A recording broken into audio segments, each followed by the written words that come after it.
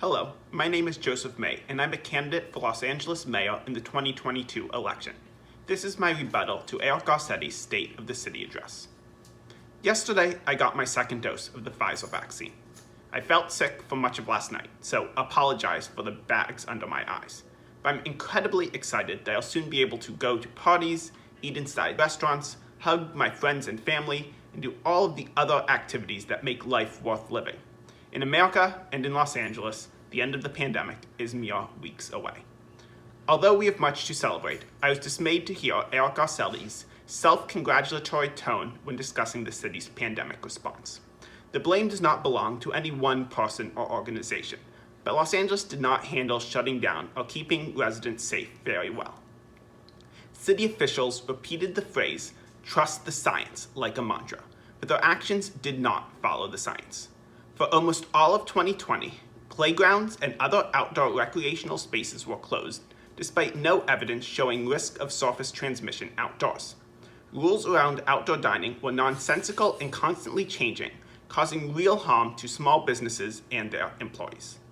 I would be less critical of these actions if the city had been effective in containing the pandemic. Tragically, that was not the case. Countywide, over 23,000 people died of COVID-19, making Los Angeles one of the deadliest hotspots in the country. These deaths predominantly affected the poorest LA residents, with a disproportionate toll on Black, Hispanic, and immigrant communities. This brings me to the crux of my issue with Garcetti's State of the City. He certainly talks the talk, but his actions over the past 8 years as mayor do not reflect a commitment towards an equal and just LA. Los Angeles is a very different place if you are white and wealthy or if you are a poor immigrant. The LA Garcetti experiences on a daily basis, along with the LA I experience, is a place of opportunity, a place of excitement, a place of culture, of adventure. But these opportunities don't exist for a large segment of the city's population. In his address, Garcetti laid out a smorgasbord of pilot programs to combat inequality, police violence, homelessness, climate change, poverty, and other important issues. I'm especially encouraged by the torn approach to deploy unarmed civilians to handle mental health emergencies instead of police. But as a whole, these pilot programs are a drop in the bucket, and they feel more designed to appease interest groups rather than solve real problems. For decades, this has been the approach of the city of LA. Feel-good program after feel-good program, but no willingness to enact systemic changes that reckon with the legacy of racist structures that the city is still built upon. Let's talk about some policy specifics. On policing, Garcetti wants to have it both ways. Taking police out of mental health response is a great start, but it is not nearly enough. One easy policy to implement would be to remove police from traffic enforcement.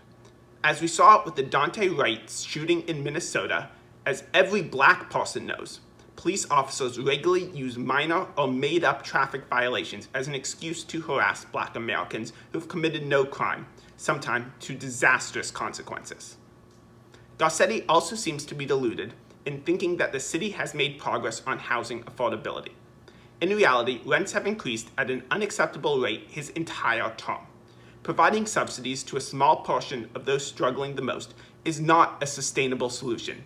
And despite his calls for celebration for stopping rents during the pandemic, according to the tennis activists I've heard from, tens of thousands of the most vulnerable Angelenos still got evicted. Fixing the LA housing crisis is not something you solve with piecemeal reforms, and I heard no hint of willingness to make the difficult but necessary systemic changes to solve this issue. Homelessness is another issue where Garcetti's perception does not match the reality on the ground. The same measure HHH programs he pointed to as evidence of success have been harshly criticized by the city's comptroller for their corruption and waste. As great as dedicating $1 billion in funding is, that money does not go very far when you're spending over $500,000 to build each home. Again, systematic change is necessary, but the city is simply pumping more money into a broken system. As critical as I've been, there's a lot to like in the new budget, from cutting red tape to small businesses to starting a guaranteed basic income pilot. Further, I think we can all appreciate the momentumness of the city finally acknowledging the role it has played in furthering racism and inequality. I sincerely hope that Garcetti and the City Council are successful in implementing the programs laid out last night, and Los Angeles continues towards progress to becoming a more just and equal city. And I'm personally looking forward to enacting real, lasting, systemic change once I'm elected to replace Garcetti in 2022.